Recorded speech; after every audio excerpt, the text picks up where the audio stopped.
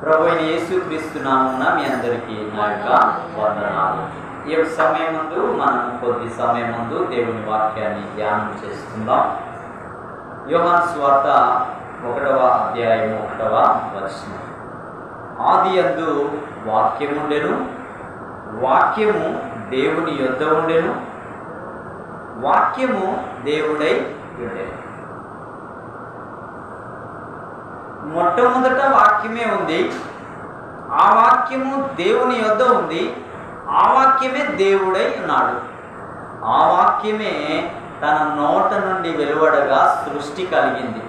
ఈ సృష్టి కలిగిన తర్వాత 6 దినాలు అన్నీ చేసి 6వ దినమందు ఆ మానవుణ్ణి తన యొక్క పోలికలో ఆయన సృష్టించుకున్నాడు. తన చేతులతో నిర్మించుకొని వారితో ఒక సహవాసం, వారితో ఒక సంతోషం, వారితో ఒక అన్యోన్యత కలిగి ఉండాలి అన్న ఆ దృక్పథంతో దేవుడు ఏం చేశాడు అంటే మనుషుణ్ణి చేసుకున్నాడు. ఆ మనుషుని ప్రక్కటెముకలో నుండి అవ్వను చేశాడు. చేసిన తర్వాత కొంతకాలం గడుస్తూ ఉన్న ఆ తరువాత అపవాది ఒకడు పరలోకము నుండి త్రోసివేయబడిన వాడు ఎక్కడికి వచ్చాడు అనంటే దేవునికి మనుషులకు మధ్యన ఉన్న ఆ అన్యోన్యమైన సంతోషాన్ని, సహవాసాన్ని, సమాధానాన్ని చూసి వాడు ఏం చేశాడంటే దేవునికి మనుషులకు మధ్యన వైరం కలగ చేయడానికి వాడేం చేశాడు అంటే తన మాట చేత అవ్వను మోసపరచడానికి ప్రయత్నం చేశాడు. మోసపరిచిన ఆ అవ్వ తదనంతరం ఏమైంది అనంటే దేవుని ఆజ్ఞను అతిక్రమించి భూలోకంకి పాపం కొని తెచ్చి పాపం పర్యావసానం మరణాన్ని కని ఆ తదనంతరం నిత్య నరకానికి వెళ్ళిపోయే విధంగా ఒక్క అవ్వ చేసిన ఆ పాపమును బట్టి తన నుంచి వచ్చిన వంశావళులు అన్నీ కూడా ఏమైపోయాయి అనంటే పాపమును బట్టి శాపగ్రస్తులయ్యారు. ఆ శాపము ఏం చేసింది అనంటే నిత్య నరకానికి ఈడ్చుకొని వెళ్ళేదిగా. అలా వెళుతున్న ఆ సందర్భంలో దేవుడు ఏం చేశాడు అనంటే మానవుడై నరావతారిగా లోకానికి వచ్చాడు. ఎందుకోసం వచ్చాడు అంటే మొదట ఆదాము అవ్వలతో దేవుడు ఎలాగ ఉండాలని ఉద్దేశం కలిగి ఉన్నాడో ఆ ఉద్దేశాన్ని యావత్తు మరలా కార్యరూపం దాల్చేటట్లుగా నెరవేర్చబడాలి అనంటే తాను లోకానికి రావాల్సి వచ్చింది. లోకానికి వచ్చిన ఆయన వారి పాపము నిమిత్తము ఆయన ఏం చేయబడవలసి ఉన్నది అనంటే తన రక్తాన్ని ఆయన కార్చడం, తన ప్రాణాన్ని పణంగా పెట్టడం, తాను చిందించిన ఆ రక్తంలో ఆయన అంటున్నాడు, సకల మానవాళికి ఆయన సెలవిస్తున్న మాట ఏంటంటే ప్రయాసపడి భారం మోయుచున్న ఓ నరులారా నా యొద్దకు రండి, మీ మీదున్న శాపాన్ని నుంచి, మీలో ఉన్న పాపము నుంచి, రాబోయే ఉగ్రత నుంచి, ఇదిగో చనిపోతే నిత్య నరకంలోనికి వెళ్ళి కేకలేయాల్సిన ఆ స్థలము మీకు సిద్ధంగా ఉంది. దాని నుండి విడిపించడానికి, రక్షించడానికి, విమోచించడానికి ఇదిగో నేను మీకోసమే వచ్చాను అని ప్రపంచంలో ఉన్న ప్రతి కుల, మత, జాతి, వర్ణ భేదం అంటూ ఏది చూడక అందరికీ ఆయన పిలుపునిస్తున్నాడు. ఆ పిలుపు ఎవరైతే విని ఆయన యొద్దకు రాగలిగి ఆయన యొద్ద తమ పాపములు ఒప్పుకోగలిగారో వారికి ఆయన ఏం చేస్తున్నాడు అనంటే దాని నుంచి విడుదలనిచ్చి, ఆ నరకం నుంచి విమోచన ఇచ్చి, పాపము నుంచి విడిపించి, రాబోయే ఉగ్రత నుంచి తప్పించి తన యొక్క అరచేతుల్లో ఆయన చెక్కుకొని ఆయన యొక్క సంరక్షణలో వారిని భద్రంగా కాచి కాపాడే దేవుడిగా ఆయన. ఇప్పుడు ఆ వాక్యం లోకమంతటా వినపడుతున్న దాన్ని వింటున్న వారు అందరూ కానీ దాన్ని కైకొంటున్న వారు కొందరే. ఆ గైకుంటున్న వారిలో కూడా అందరూ కాదు, మరీ కొందరే. ఆ కొందరిలో నీవున్నావా? నీవుంటే నిజంగా నీవు ధన్యుడవు. ఒకవేళ నీవు లేవా, లేకపోతే నీ కొరకు అగ్ని గంధకములతో మండు గుండము నీ కొరకు సిద్ధంగా ఉంది అనేది దేవుడు తెలియచేయుచున్న వాస్తవమైన సత్యం. ఎవరైతే ఆయన వాక్యం వింటారో వారిలో ఏ విధమైన కార్యాలు జరుగుతాయో కొన్నిటిని మనం ఈ సమయమందు చూసుకుందాం. చూడండి, రోమీయులకు రాసిన పత్రిక 10వ అధ్యాయం 17వ వచనంలో ఆయన వాక్యము ఏంటంట? క్రీస్తును గూర్చిన మాట వినుట వలన ఏం కలుగుతుందంటే విశ్వాసం అనేది మనలో కలుగుతుంది.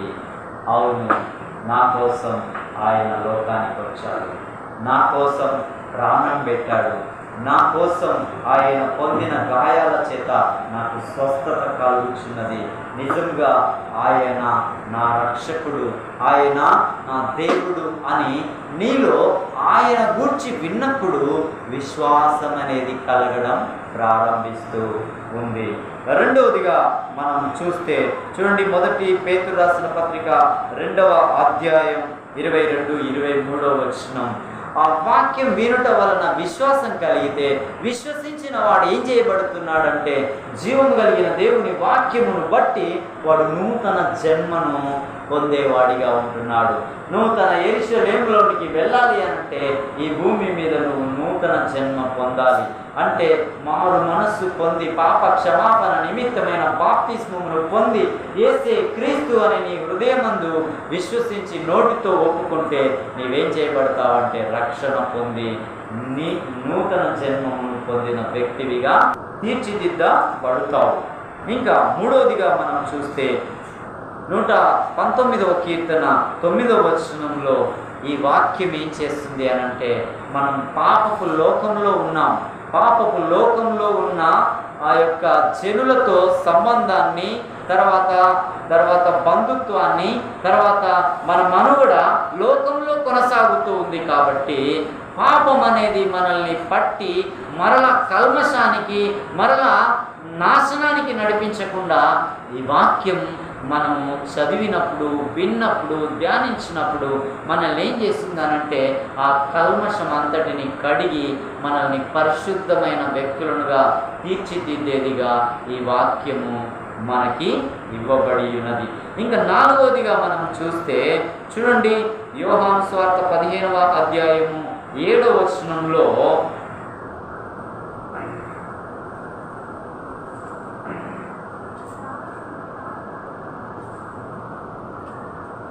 నాయందు మీరును మీ యందు నా మాటలను నిలిచియుండిన ఎడల మీకేది ఇష్టమో అడుగుడి, దానిని నేను మీకు ఇస్తాను అని దేవుడు ఏం చేశాడు అంటే ఒక వాగ్దానాన్ని కూడా తన బిడ్డలకి ఇచ్చి, బిడ్డ నాయందు నీవు ఉండాలి, నీ యందు నేను ఉండాలంటే ఇదిగో నేను ఇచ్చిన ఈ మాటలు నీ అంతరంగమందు ఉండి ఆ ప్రకారంగా నువ్వు నడిచి, నాయన నాకు ఇది కావాలి తండ్రి, నా పరిస్థితి ఇది, నీవు నాకు సహాయం చేయని ఆయన వైపు చేతులు చాచి ఆయన సన్నిధిని మనం ప్రార్థించినప్పుడు నీకేది ఇష్టమో దానిని ఇచ్చుటకు సమర్థుడైన దేవుడిగా ఆయన మనకు ఉన్న విధానం కనబడుతూ ఉంది. చూడండి, అదే యోహాను సువార్త 8వ అధ్యాయం 31-32 వచనాల్లో ఈ వాక్యం మనకు చేసే కార్యం ఏంటో మనకి కనబడుతూ ఉంది. 8వ అధ్యాయం 31-32 వచనాల్లో, కాబట్టి యేసు తనను నమ్మిన యూదులతో మీరు ఈ వాక్యమందు నిలిచిన వారైతే ఏమంటున్నాడు? అలనాడు యూదులతో మాట్లాడుతున్నాడు, ఈనాడు నమ్మిన వారందరితో ఆయన మాట్లాడుతున్నాడు. ఏమనంటే ఈ వాక్యమందు మీరు నిలిచిన వారైతే. చాలామంది వాళ్ళు నిలబడట్లేదు వాక్యానుసారంగా, ఎటు పడితే అటు, కుడికైతే కుడికి, ఎడమకైతే ఎడమకి, ఎటు అవకాశం ఉంటే అటు అన్నట్లుగా ఉంటున్న వారికి కాదిది. కేవలం ఆయన అంటున్నాడు ఏమని అంటే, చూడండి, మీరు ఈ నా వాక్యమందు నిలిచిన వారైతే నిజముగా నాకు శిష్యులై ఉండి, ఏంటంట?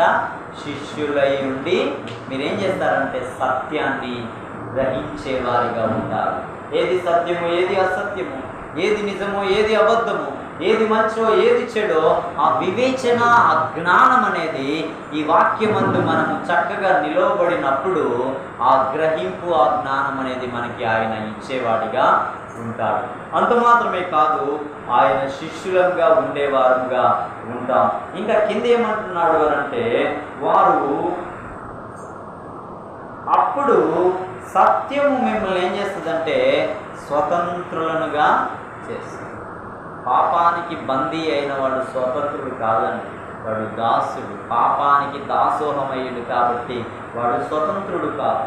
పాపము నుంచి విడిపింపబడి వాక్యమందు నిలిచి ఆ వాక్యమును బట్టి నడిస్తే శిష్యులముగా ఉంటాం.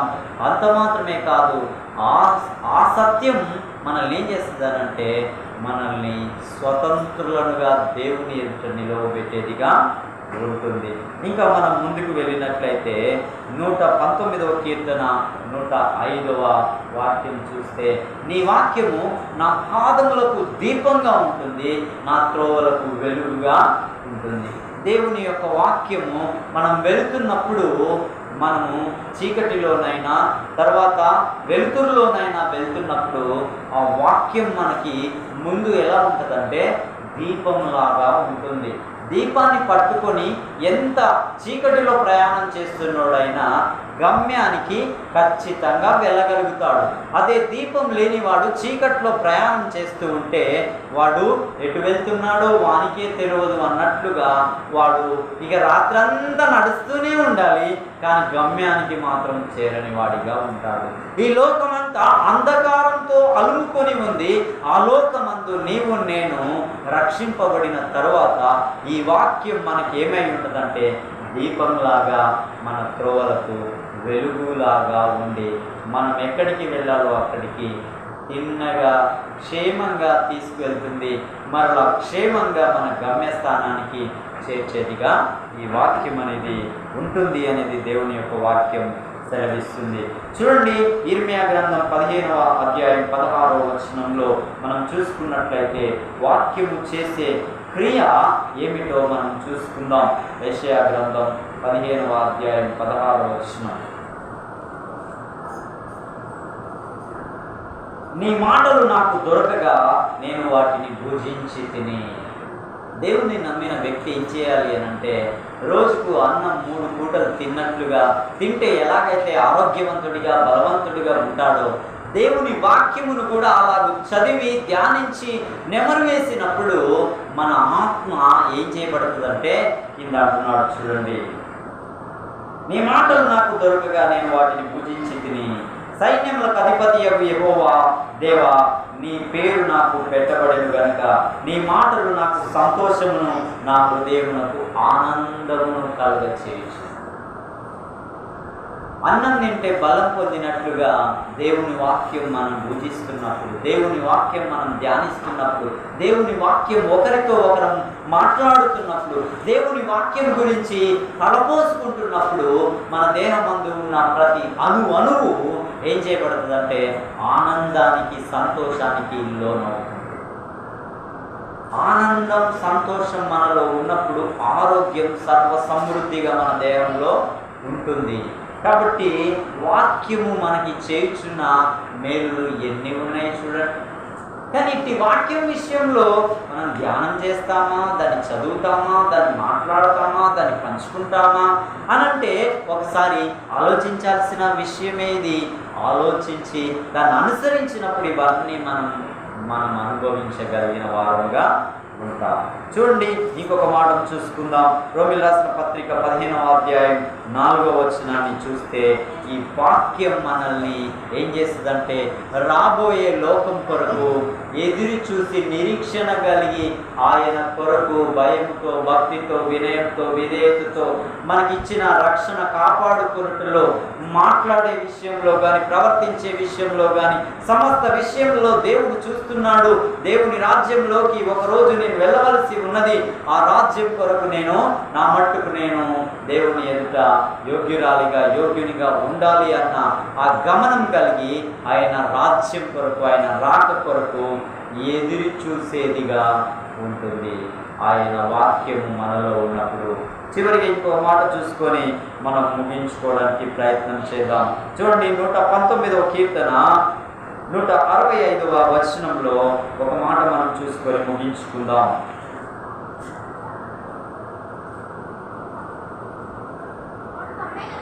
119వ కీర్తన 165వ వచనం, నీ ధర్మశాస్త్రమును ప్రేమించు వారికి ఎంతో నెమ్మది కలదు, వారు తూలి తొట్టిల్లుటకు కారణమేమీ లేదు. దేవుని యొక్క ధర్మశాస్త్రం అంటే దేవుని యొక్క వాక్యం. ఈ వాక్యాన్ని ప్రేమించే వారికి ఏం కలుగుతుందంట? నెమ్మది కలుగుతుందంట. ప్రేమించడం అంటే ఏంటిది? విని నడవడం. దేవుని వాక్యం వింటున్నప్పుడు విశ్వాసం కలిగితే, దేవుని వాక్యం ఎడల విధేయత కలిగి దాన్ని అనుసరిస్తున్నప్పుడు మనిషికి ఏం కలుగుతుందంటే నెమ్మది అనేది ఉంటుందంట, తృప్తి అనేది ఉంటుందంట, సమాధానం అనేది ఉంటుందంట, సంతోషం అనేది తన ఒంటి నిండా ఉండేదిగా ఉంటుందంట. అంత మాత్రమే కాదు, వారు ఈ జీవన యాత్రలో నడుస్తున్నప్పుడు వారు ఎక్కడ తూలి తొట్టిల్లిపోనే పోరంట. ఇవాళ చాలామంది, ఎంతమంది అండి భక్తిలో నుంచి తొట్టిల్లిపోయిన వాళ్ళు, ఎంతమంది తూలి పడిపోయిన వారు ఉన్నారు నేటి దినాల్లో అంటే కేవలం వారు వాక్యాన్ని ప్రేమించకపోవడం, వాక్యాన్ని ధ్యానించకపోవడం, వాక్యమును వినకపోవడం, వాక్యము పట్ల ప్రేమ కలిగి వ్యవహరించకపోవడం వల్ల వాళ్ళు తూలిపోవడానికి, తొట్టిల్లిపోవడానికి, నెమ్మది లేకపోవడానికి, దుఃఖం కలిగి ఉండడానికి, సంతోషం లేకపోవడానికి, తృప్తి లేకపోవడానికి కారణం ఏంటంటే వాక్యం ఏడల సరైన అవగాహన, సరైన విధానం, సరైన విధేయత, సరైన ఆ యొక్క నడత లేనప్పుడు అవన్నీ సంభవించేవిగా ఉంటాయి. అదే వాక్యమును అనుసరించి, ఆ వాక్యము చొప్పున నడిచి, ఆ వాక్యాన్ని ప్రేమించి, ఆ వాక్యానికి విధేయత కలిగిన వారికి నెమ్మది కలుగుతుంది. వారు వారి జీవిత కాలంలో ఎక్కడ తూలి తొట్టిల్లి పడిపోని వారిగా ఉంటారు అనేది దేవుని యొక్క వాక్యం సెలవిస్తుంది. ఒకటి, ఆయన రక్షించుకున్నాడు. ఒకటి, ఆయన వాక్యం ఇచ్చాడు. ఆ వాక్యం మన గుండెల్లో ఉంటే ఆయన్ని అడిగితే ఆయన ఇస్తాను అంటున్నాడు. ఆ వాక్యం మనం భుజిస్తే మనకు సంతోషం కలుగుతుంది అంటున్నాడు. ఆ వాక్యం మనల్ని పరలోకం కొరకు నిరీక్షణ కలిగి ఎదురు చూసే వారినిగా సిద్ధపరుస్తుంది. ఆ వాక్యం మన పాదములకు దీపంగా, త్రోవకు వెలుగుగా ఉంటుంది. ఆ వాక్యం మనకి ఏం చేస్తుంది అని అంటే నెమ్మదినిచ్చి, తూలిపోకుండా తొట్టిల్లిపోకుండా కాచి కాపాడేదిగా, దేవుని ఎదుట యోగ్యులను నిలవబెట్టేదిగా ఉంటుంది. ఈ వాక్యం మరి మనం చదువుతున్నామా, ధ్యానిస్తున్నామా, పూజిస్తున్నామా, నెమరు వేస్తున్నామా, స్మరిస్తున్నామా, ఆ వాక్యాన్ని ప్రేమించి ఆ చొప్పున నడుస్తున్నామా? ఒకవేళ అలాగ ఉంటే దేవుని వాక్యం వలన కలిగే ప్రతి మేలు, ప్రతి ఉపకారం, ప్రతి వెలుగు, ప్రతి సంతోషం, ప్రతి నెమ్మది మనం కలిగి ఆయన రాక కొరకు నిరీక్షణ కలిగి ఆయన మహిమ కొరకు మనము ఎదురు చూసి నూతన బలం పొందేవారుగా ఉంటాం. ఒకసారి అలాగూ లేని ఎడల అలాగూ ఉండడానికి ప్రయత్నపడండి. అలాగూ ఉంటే ఇన్ని మేలులు వాక్యం వలన మనం పొందుకుంటాం. అలాగూ లేకపోతే తొట్టిల్లి పడిపోతాం, భక్తి విశ్వాసాల నుండి తొలగిపోతాం. దేవుడు ఇచ్చే ఆ రాజ్యాన్ని కూడా కోల్పోయే అవకాశం ఉంటుంది. ఆ రాజ్యం పొందాలనంటే భూమి మీద నెమ్మది, సుఖము, సౌఖ్యము, తృప్తి, సమాధానము, ఐశ్వర్యము, అభివృద్ధి ఆయన యొద్ద అడిగిన వెళ్ళా పొందుకోవాలంటే వాక్యానికి విధేయత కలిగి వాక్యానుసారంగా నడిచినప్పుడు వీటన్నిటిని మనము పొందుకుంటాం. ఇట్టి మాటలు దేవుడు మన వెనుకలో దీవించి ఆశీర్వదించును గాక. ఆమేన్.